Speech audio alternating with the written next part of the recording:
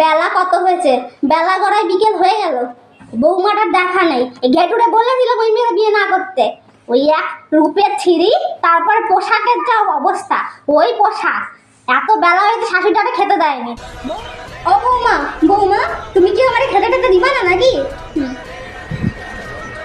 এই নিন আপনার খাবার। বাবা, পোশাকের এমন ছিঁড়ি, আমাদের কি খাবারের কেমন ছিঁড়ি বানিয়েছে।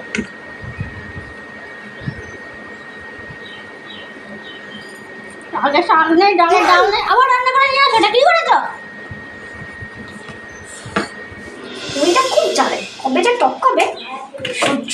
আমি এখন আবার রান্না করবো, আমার খেয়ে দিয়ে কাজ নেই। এই খাবারটাই ওনাকে খাওয়াবো। মনে হচ্ছে না এর মধ্যে ইঁদুর মারা বিষ মশাই। সহ্য। মা, এই নে মা, এবার দেখুন তো সব ঠিক আছে নাকি। দাঁড়া খেয়ে দেখি। ঠিক আছে তো? এবার ঠিক আছে। এই আমি ছিলাম বলে রান্নাটা শিখলে, বাপ মা তো সেটাও শেখায়নি। কি আর বলবো এখনকার মেয়েদের। কিন্তু মা, এটা তো আগের খাবার।